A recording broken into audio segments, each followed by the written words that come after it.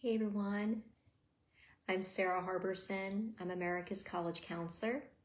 It's good to be back here once again doing a Facebook Live for anyone who has questions about the college admissions process. I'm going to be answering those questions as they come in.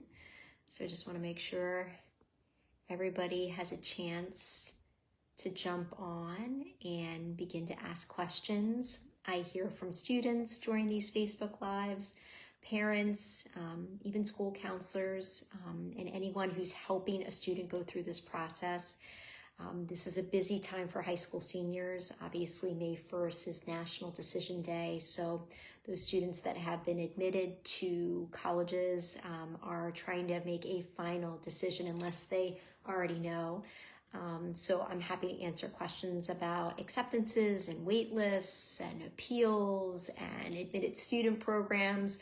But we also have a lot of high school juniors really in the thick of it right now. They've got AP exams coming up, and this is a really busy time for them. I've got a high school sophomore actually who's really, really busy with sports and school and homework. He's got a big math test tomorrow. If you can relate, let me know. And then a lot of high school freshmen are thinking about how the year has gone and what they should be doing. So questions about summer experiences is also something I'm happy to answer questions about. But it looks like a bunch have come in the last minute, which is wonderful. Let's take a look and see what is on your mind. Okay, first question, what's the best strategy to get off a wait list? Okay, great question. We can go in a lot of directions with this. I just did a Zoom call on this specific topic for my Application Nation class of 2026 students and families. Okay, strategy for getting off the wait list. Couple things. The most important first step is you have to accept the spot on the wait list. Just because a student receives an admissions decision of a wait list doesn't mean that they are going to be considered if the college has room to admit students off the wait list. So first step always is accept your spot on the wait list. You can also get a sense of how a college uses the wait list, at least in the past, by going to a college's common data set. I showed during our Zoom call to our AN 2026 families, the University of Michigan common data set over the past couple of years. And you can see how many students they placed on the wait list, how many students accepted a spot on the wait list, and how many students were admitted off the wait list. And every year is different, but looking back at those common data sets, it can be really, really helpful.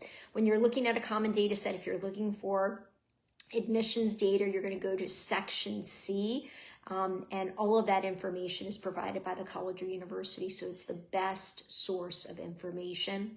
Another thing that students can do is, if the college or university permits a letter of continued interest, I recommend that students write on that letter and try to get it in, if possible, by mid-April. The reason for that timing is over the last 5, 6, 7 years, we've seen some colleges begin to admit students off the wait list even before May 1st. So getting that letter of continued interest in your application file is really important to do, because you want those admissions officers to see it if they're considering you to be admitted off the wait list. Those are the things that you can do, that you have control over. But there are so many other things that are out of a student's control. In terms of who gets admitted off the wait list, a lot of times will depend on what that college is missing from the students who submitted enrollment deposits. So let's say that their average SAT and ACT scores is down from that group of students who send in enrollment deposits. If they have room to admit students off the wait list, they're probably first going to target students who've provided test scores and have higher test scores to try to bring up that average. If the college is looking to have all 50 states represented in the freshman class and they only have one student who deposited from the state of Montana, they might admit a few more students from the state of Montana because some students may end up going elsewhere because they got admitted off the wait list somewhere else. It could be that they're trying to balance gender in their incoming freshman class. Maybe they have too many male students who deposited already for the business school and they're looking for more females for the business school, or there are a lot more females who send in enrollment deposits for the arts and sciences program and they're looking for more male students, or maybe certain students for specific majors and programs. So these things students won't know, and frankly, colleges really don't know what they're going to need or what they're going to be looking for until really, mid-April, 3rd or 4th week of April, going into the 1st week of May. So they're going to be institutional priorities, and you just have to put your best foot forward, write a great letter of continued interest, and make sure that you are still submitting an enrollment deposit somewhere else. Hi, Sarah. My daughter is a sophomore in high school and she wants to major in business. Is it okay if she takes AP Environmental Science instead of AP Physics junior year? Okay, so we know that business right now is the most popular major offered at a college or university, or any kind of business adjacent major is going to be the most popular major, like economics, for example. So we want to make sure students who are interested in business are doing everything that they possibly can. In terms of science, it's a core academic class, so that class matters, and we want students to take a traditional science class for all 4 years of high school.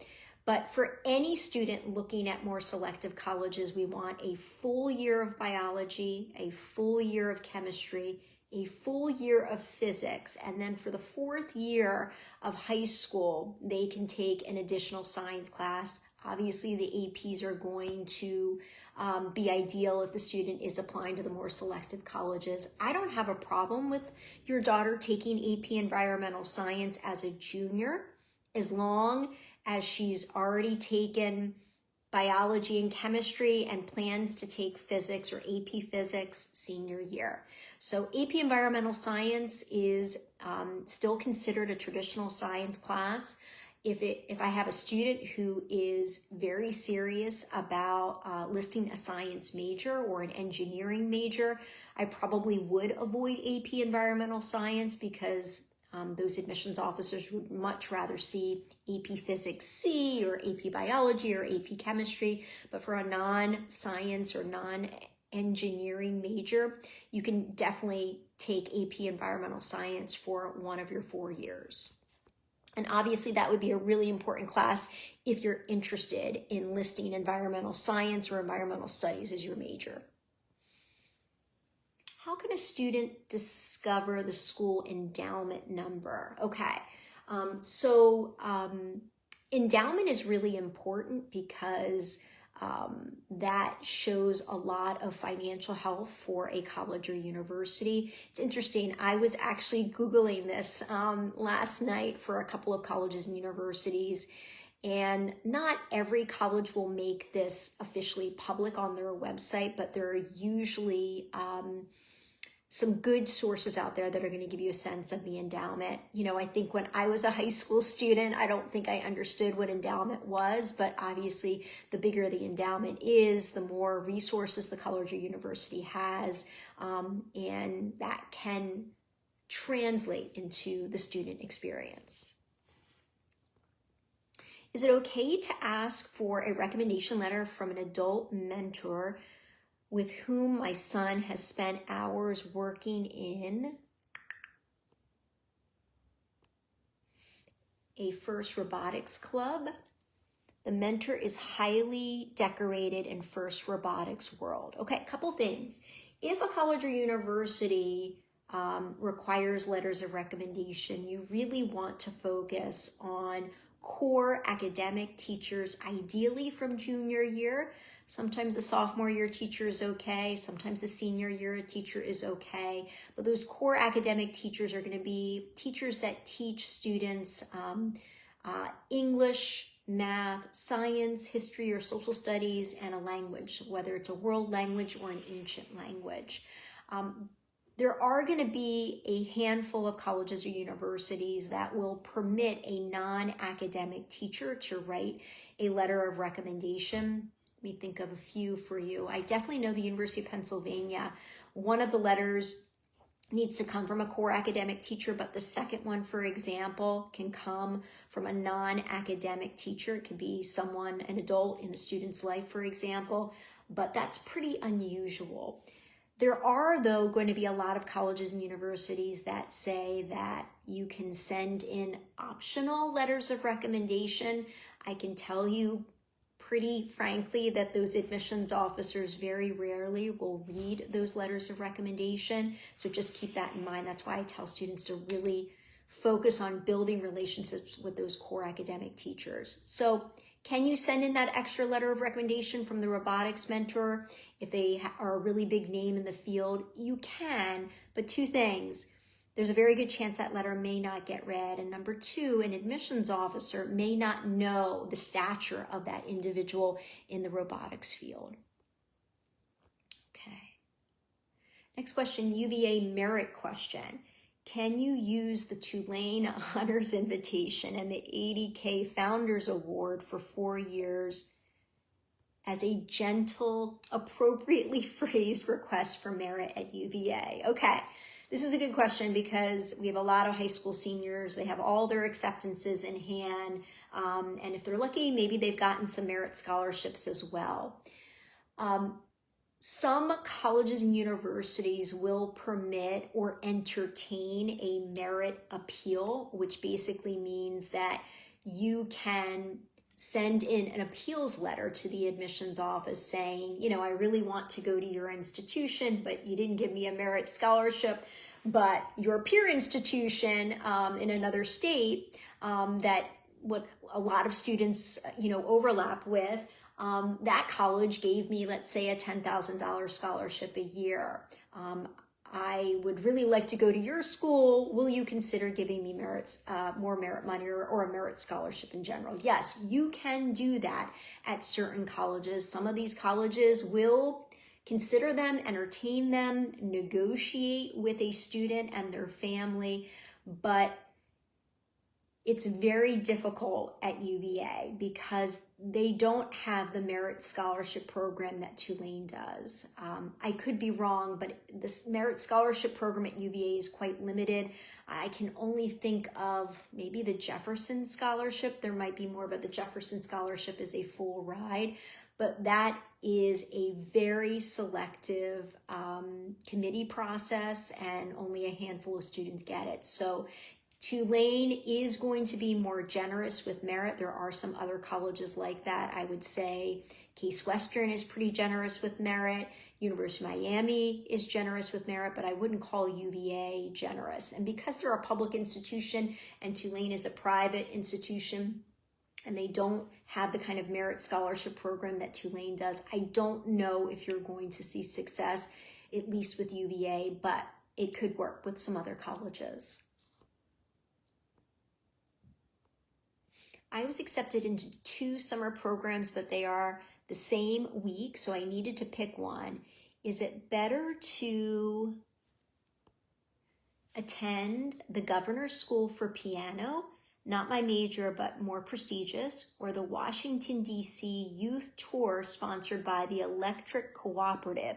Both required an application and grades, scholastic achievement matters. The Governor's School also required an audition. Okay. These summer programs you got to be careful with because most of them are pay-to-play programs. They could be very selective, like Yale Global Scholars, for example, but you have to pay to attend, and that means you're paying thousands of dollars to attend a summer program for high school students on that college campus. And they don't impress admissions officers the way that a lot of students think that they will, even for an admissions officer at the college where the student attended a summer program, like Yale, for example. When you attend a program like that costs a lot of money, it can be viewed as a privileged opportunity. So that's something that I want to mention. I will say that performing arts programs that are pay to play are often viewed differently. But in this scenario, I can tell you a couple things. If your state has a governor's school, it's usually highly regarded. It's usually a very low fee to attend, or it is completely free to the students who get selected. While I know the music piece is not going to be your major choice, whenever an admissions officer sees governor's school, it tends to impress them. I'm not familiar with the youth tour sponsored by the Electric Cooperative, but my guess is it is a traditional pay-to-play program. So if I had a choice, I would always take or do governor's school. My son's counselor has over 400 students assigned. Oh, how can I ensure she has all the right information to write a great letter of recommendation? This is actually pretty common across the country. The counselor to student ratio is, hundreds of students to one counselor at a lot of high schools across the country. And so it can be difficult because for a lot of colleges, they still require a letter of recommendation from the counselor of record, the school counselor. So what can you do to get a more detailed, more personal letter when your counselor has a lot of students that they are working with? One is to stop in and just say hi. You don't have to have a meeting to just say, hi, how are you doing to your counselor? So they begin to know who you are, especially if they're dealing with 400 other students. I would see if they can meet on a fairly regular basis leading up to senior year, so at least once or twice a year. I would also communicate with the counselor via email if they permit that, so that you are keeping them updated if anything new and exciting happens in high school or your college process. But the fact of the matter is, when a counselor is writing 400 letters of recommendation, the letters may not be as personal. So if your high school offers a brag sheet to the parents or to the student to fill out, I would definitely encourage the family and the student to take their time filling out that brag sheet. A brag sheet is basically a form that a lot of high schools use that will help the counselor or sometimes the teachers write letters of recommendation. A couple of tips on a brag sheet though. Try to provide information in that brag sheet that's not already going to be listed in your application. Try to avoid answering questions about weaknesses, because weaknesses are not something you want to put in a letter of recommendation. It draws attention to your weaknesses instead of your strengths. And then if there's a question about, how do you describe your child, or how do you describe yourself in 5 adjectives, don't use adjectives, use nouns, because they're a lot more descriptive and unique.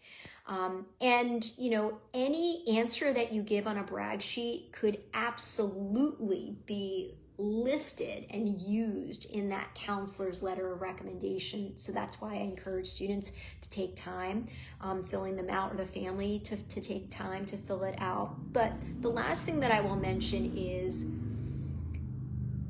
colleges and admissions officers know that a lot of students go to high schools where the counselor has a very big caseload and they don't know the student very well or not at all.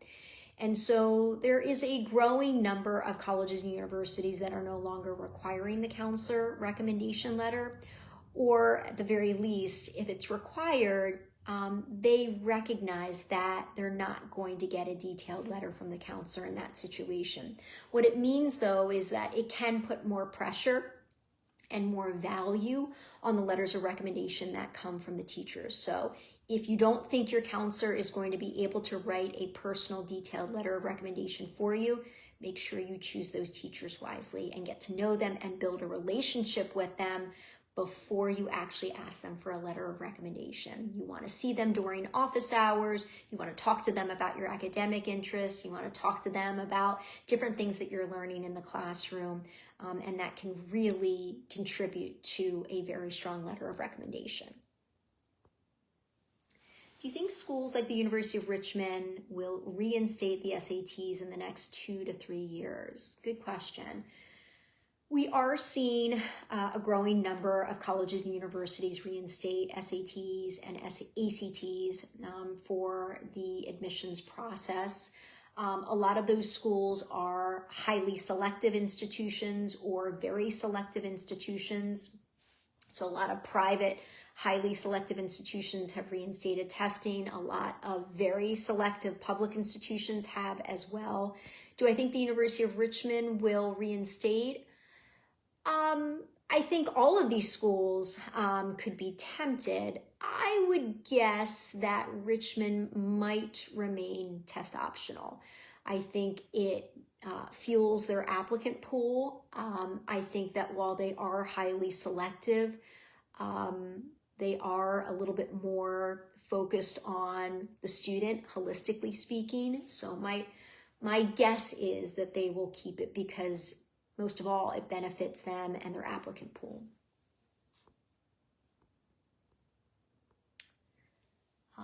What trends do you see in this application year? What are you expecting for next year's cycle? Yeah, I started to write down ideas. I don't know if I'll write a blog about it or do some reels about it. So good question. What am I seeing? I mean, business. I would say out of 80% of the male students that I meet and work with, they are interested in business. So just keep that in mind, that it is heavily male dominated in the applicant pool. And so it is harder for those male students applying for business or a business adjacent major to get admitted. I am seeing slightly better results for females applying to undergraduate business programs, but it's not some huge advantage at all. Other things that I'm seeing, test scores matter so much right now, even if a college is test optional. You know, I mentioned with the University of Richmond, they may keep their test optional policy because they're going to get more applications. But when you start to look at who a test optional college or university is admitting, they're going to be admitting a lot of times a lot more students who reported test scores and high test scores at that. So we can't be fooled by these test optional colleges and universities, especially the ones that adopted a test optional policy during the pandemic. For those colleges that have been long-standing in their test optional policies, you really don't have to worry about them. Like Bowdoin College was the first test optional college in the country, I think back in 1969. They really value that policy and they approach it with a very fair process, meaning if a student doesn't report school scores in their application, it is not going to be held against them. But for the colleges that adopted test optional during the pandemic, they're not really test optional. They are clearly favoring students who are reporting high test scores. So that's that's probably the biggest trend that I'm seeing. Other things that I am seeing, I think AI is going to play an even bigger factor this year. I think at first we were worried about students using AI to write essays. That continues, and I will say that it's very obvious when a student uses AI to write their essay. It's very obvious to someone who reads essays like me.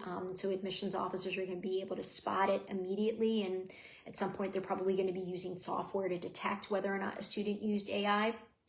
But I think teachers are going to begin using AI for letters of recommendation if they haven't already.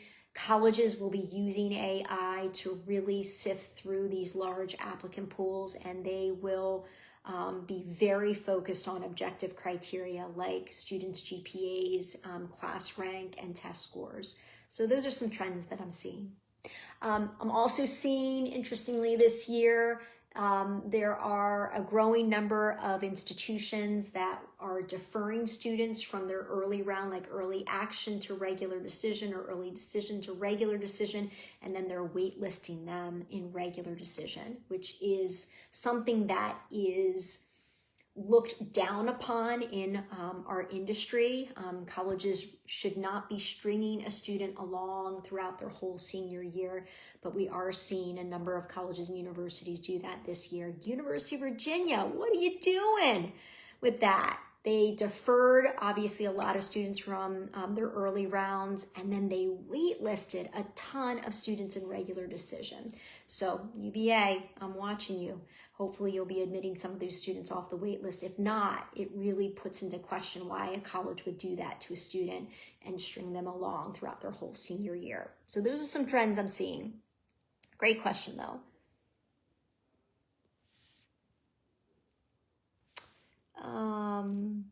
Let's see. I know your earlier post mentioned the importance of taking AP language and AP literature. Yes, especially if the student's applying to highly selective schools. That's right. My child took AP Lang in junior year and heard a consensus of negative reviews of the teacher for AP literature. Only one teacher is available for the course. In your view, can they opt for a non-AP English class senior year, given that they will be taking other rigorous AP courses, or should they risk a challenging year that could result in a lower grade and lower their GPA? I get this question a lot. So yes, this family is referring to, I think I wrote a blog about this, and I also did a reel on it. I mentioned some of the important classes that admissions officers look for at highly selective colleges and universities if they're available to the student. And I recommend that if you're looking at those schools and you can handle the curriculum that you take and it's offered at your high school, that you should take as an English class AP language your junior year or the equivalent of that, like the IB equivalent.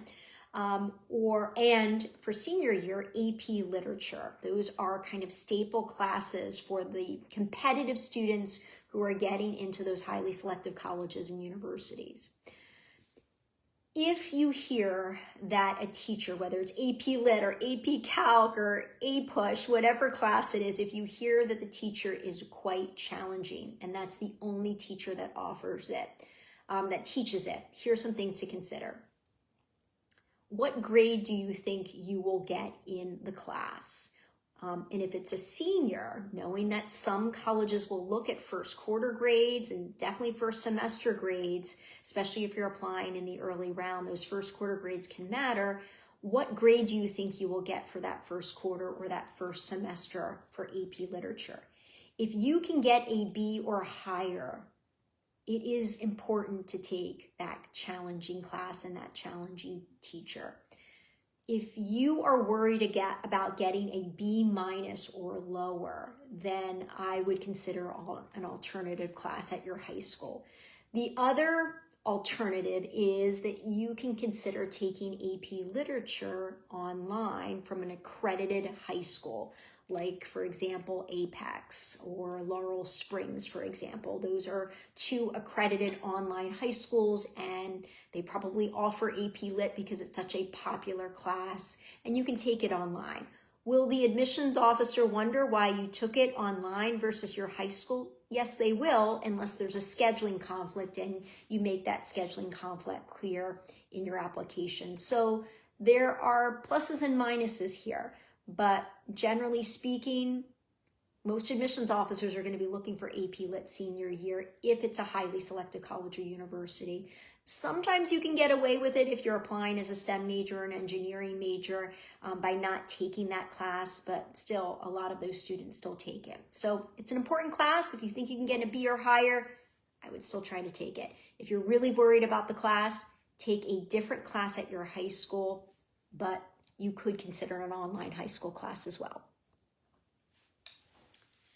What's the best way to spend the summer between sophomore and junior year? This is a question for my son right now, right? Okay, How do you spend that summer? Well, we're still working on it in the Harberson household, to be honest.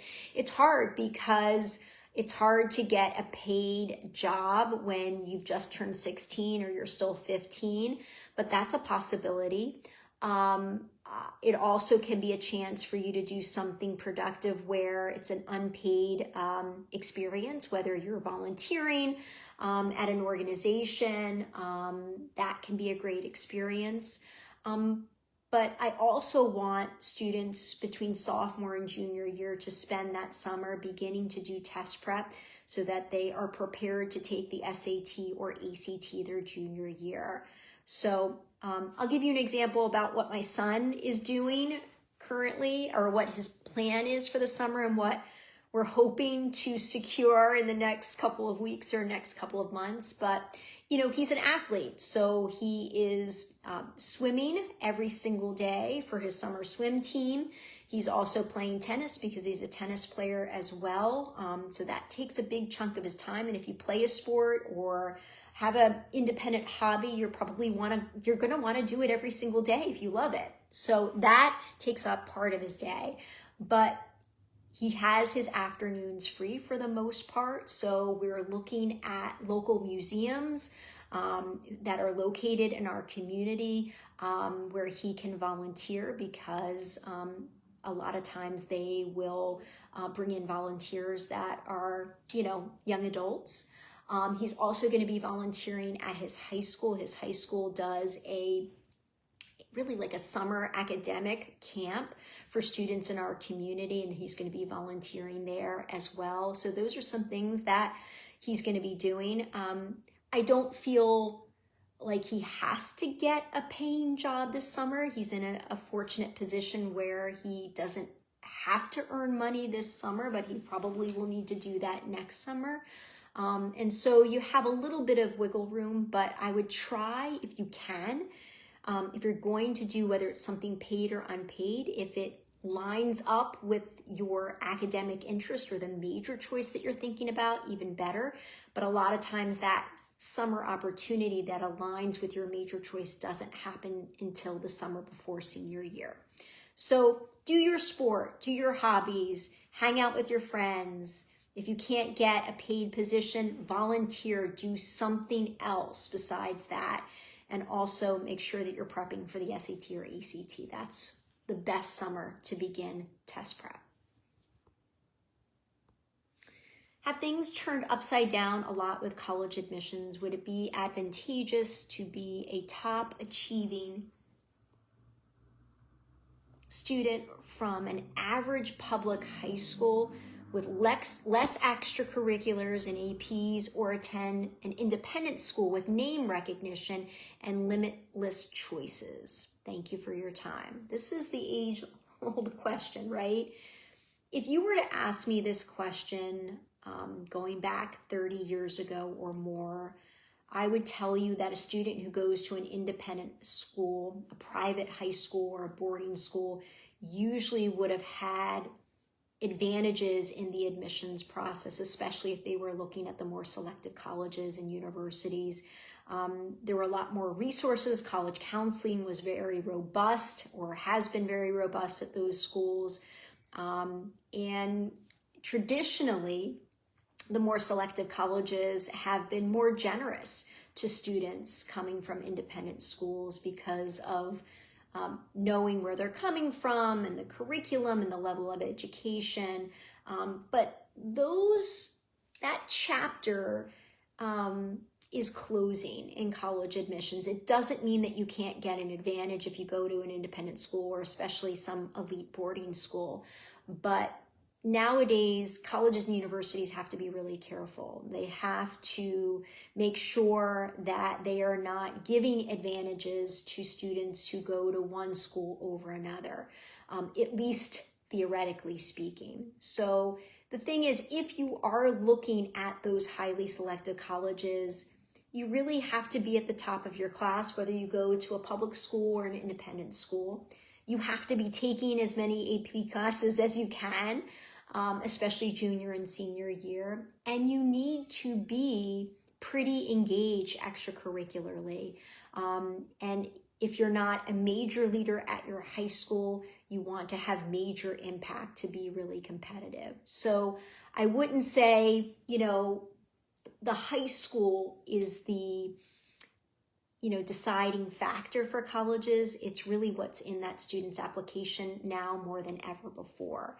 So I tell, students that you can't rely on your high school to get you into college. You have to rely on yourself. How do you think the Wharton Global Youth Program is viewed? Well, it is a pay-to-play program, and it's pretty expensive. It is highly selective. Can it help with Wharton? We get mixed messages from Penn about this, but generally speaking, a pay-to-play program at a college may give you a slight advantage, especially if you're applying to a school like Wake Forest, for example. Their summer programs can give you an advantage in the admissions process. But what happens if you list, the Wharton Global Youth Program when you're applying to every other college on your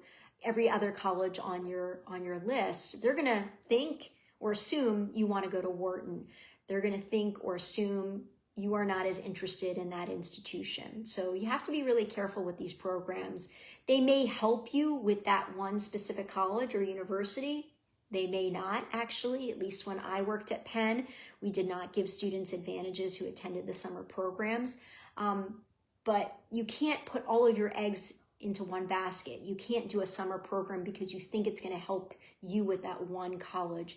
You want to do a summer activity that is going to be beneficial and advantageous to you for all the colleges on your list. Hi, Jessica.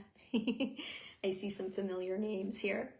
Hello, I have a few questions for my junior class of 2027. Is it worth investing more time into a passion project like a nonprofit that wasn't officially registered that he only did for 1 year?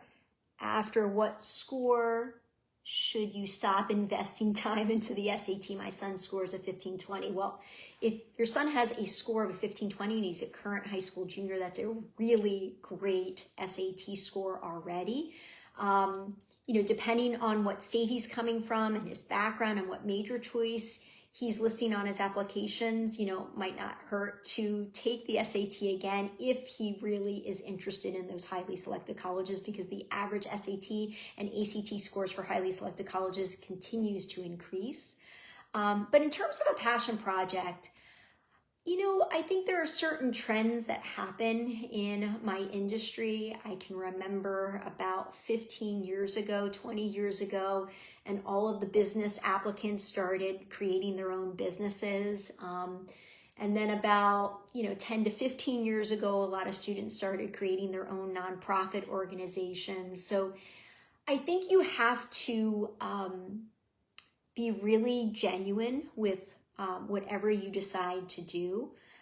If you create, I call it a homegrown project because it feels more authentic to what the student really wants to do rather than calling it a passion project. But if you really want to do a homegrown project, you really have to do it for the right reasons. If not, it kind of comes through that you're just doing it for the college application process. So I'd be careful with those passion projects because a lot of students are doing it just to put them on their college applications. And if you're only doing something for 1 year and you haven't done it through senior year, it can look, again, like you're just doing it to get into college. Strategy for appealing merit aid. First, I would encourage the student, not the parent, to contact their admissions officer and see if that college or university will even entertain a merit appeal. Not all colleges and universities will. If they are willing to consider it, I would encourage the student to put together a strong letter that writes about why they want to attend that institution, provide any updates, especially any academic or extracurricular updates, achievement in extracurriculars or big awards that the student has gotten. I would include that in the letter or email. Email is probably the easiest approach. And I would also reference the other merit scholarships that the student got from other institutions. If they got merit scholarships or better merit scholarships from a peer institution, even better. So basically, the colleges need to see themselves as peer institutions. And the last thing that I would do is absolutely attach the merit scholarship award letter when you do make that appeal. On that note, I think I've got to wrap up this Facebook Live. I know there are a bunch more questions here. I encourage you to use all of my resources. I have a lot of free resources on my website, saraharberson.com. I write a blog every week. I have free guides. But obviously, if you want more support in the admissions process, consider joining Application Nation. I hope you all have a great evening and have a great spring. Good luck to all those high school seniors making a final decision, and look forward to having you back here again, especially those juniors, sophomores, and freshman families for another Facebook Live soon. Take care, everyone. Bye.